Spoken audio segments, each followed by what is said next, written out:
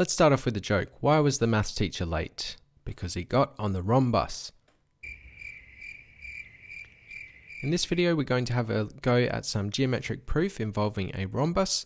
Now, there's lots of cool things about a rhombus. Firstly, the name. It's a pretty cool name, rhombus, which means something that spins. Now, that doesn't directly refer to this shape. It refers to the three-dimensional shape that this is a cross-section of. So if you take two ice cream cones, and put them base to base, and you take the cross-section of that, you get a rhombus, and that name actually refers to that three-dimensional shape. So what defines a rhombus? Well, firstly, all of the sides are equal, and opposite sides are parallel. So opposite sides are parallel. And there are other properties of a rhombus that we are going to go ahead and prove in this video. Another way to think about a rhombus is that it is a square pushed over. So that's one way to remember that all of the sides are equal. If you push this up straight, if you like, then it would be a square. So a square is actually a special case of a rhombus. So anyways, starting off with this first question, show that the diagonals bisect each other. If you want to give this a go, pause the video and see if you can figure out a way to prove that the diagonals bisect each other. Bisect meaning they cut each other in half. So to start this off, we want to draw in these diagonals. Okay. And let's label some points. So let's just call this A, B, C, D, and the middle can be O. And now let's have a look at some of the angles. So let's look at this angle up here. So DBC. Now because opposite sides are parallel, that angle is going to equal this angle in here. Because that is what we call alternate angles in parallel lines. If you have a straight line cutting two parallel lines, these angles will be alternate angles and they are equal. So we can firstly say that angle DBC equals angle BDA. And we can do the same thing for ACB. So this angle will equal this angle in here. So then, okay, angle ACB equals angle CAD. And also these angles in here are equal because they're vertically opposite. So angle AOD equals angle BOC. And now looking at these two triangles, because all of the angles are the same and one of the sides is the same, we can say these two triangles are congruent. So triangle AOD and BOC are congruent. So triangle AOC equals triangle, AOD equals triangle BOC. And that is the angle side angle rule for congruence. And because those two triangles are congruent, that means all of the sides are the same length. So this side must be the same as this side, and also this side OD must be the same as OB.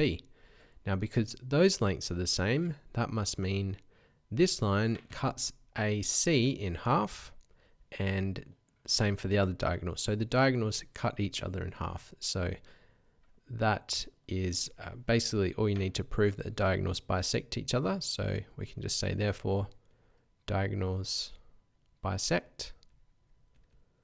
Okay, next one, show that the diagonals are perpendicular.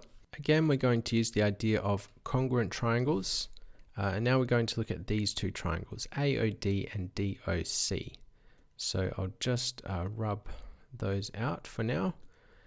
And we'll focus on these angles in here. So looking at these two triangles, AOD and DOC, again, they're going to be congruent because these sides are the same. We already showed that in the previous question.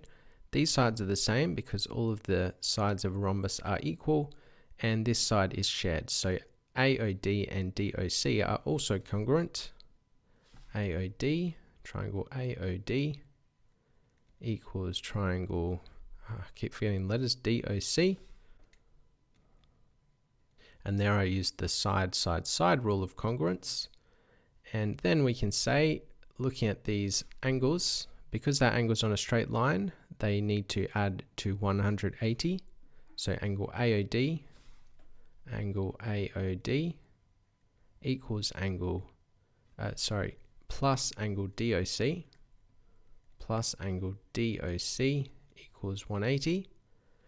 And also, those angles must be equal because they are opposite the same length side.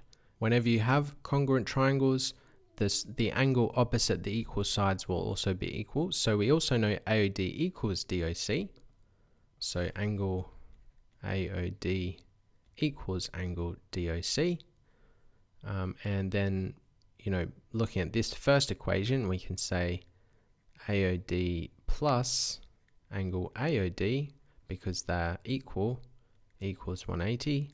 And then, well, you can see that angle AOD must equal 90 degrees. And so if those angles are equal and AOD was 90 degrees, then DOC is 90 degrees. And, well, these angles are equal, so they all must be 90 degrees. Okay, so we've proven that they bisect and they are perpendicular. Lastly, we want to show that the area equals the two diagonals multiplied divided by 2. And this is pretty straightforward. Once you've proven that the diagonals are perpendicular, well, what would the area of this half be, or this half? You can really look at any half of this shape. So let's focus on this one down here. How would you find the angle, the area of that triangle? Well, you take the base, which is AC, multiplied by the height, which is OD, and then we would multiply that whole thing by 2, because this side is also equal to this area, because all the triangles are congruent. So we are going to get the area equal to 2 lots of the height, which was OD, multiplied by the base, which is AC, and then that's divided by 2. And now we can just notice that 2 lots of OD is the other diagonal. So you can actually write this slightly differently. You could cancel those 2's out and you could have half of one diagonal multiplied by the other diagonal. It's not quite as useful because usually you it's easier to find the lengths of the entire diagonal than half of it. Well, I'm not really sure, but basically I think this is a slightly neater way to think about it. So you could think of this then as 2 lots of OD times AC divided by 2. 2 lots of OD is the other diagonal. So therefore it's, diagonal 1, or what do we label these? BD times AC divided by 2, which is the 2 diagonals multiplied divided by 2. So there you go, there is some geometric proof involving the rhombus. I hope that was useful. Thanks for watching. Bye for now.